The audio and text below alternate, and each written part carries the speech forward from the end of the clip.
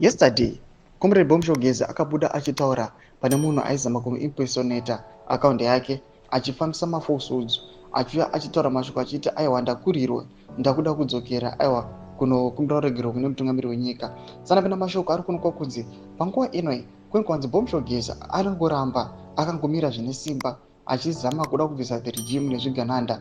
Panguva inoi anobuda achitaura mashoko aanouya achibuda pachena achiti I am not that person.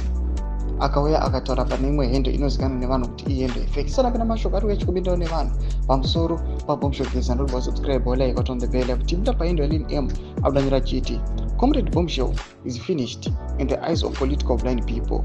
In the eyes of those who matter in the grand scheme of things, he is alive and kicking. He is actually giving them sleepless nights.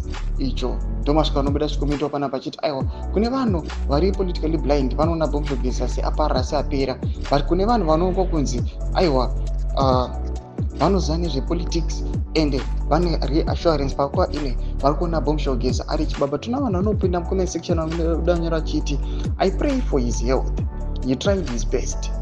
Umwe anopindawo achiti he tried. Pana patuna mumwe anopindawo achindirambira achiti what matters is what he stands for.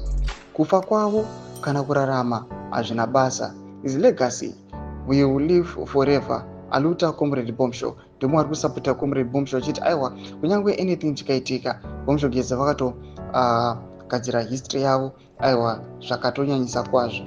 Mwanopinda achiti chiri kuuya chichashoka vakawanda including vanozviti opposition. Mwanopinda achiti true, mwachipinda achiti and he is the author of the death of 2030 chibaba chiye zvino yangoezi. Ndomasvika ari kuda panguva ino vanhu vachimupureza achiti aiwa Bombshell chiritori chibaba zvakanyanyisa kwazvo. Imboti mafunguro enyu muri kudii pamusoro pechitiko ichi? Pena comment section medu mafunguro enyu. Don't subscribe or like, chit on the bell icon.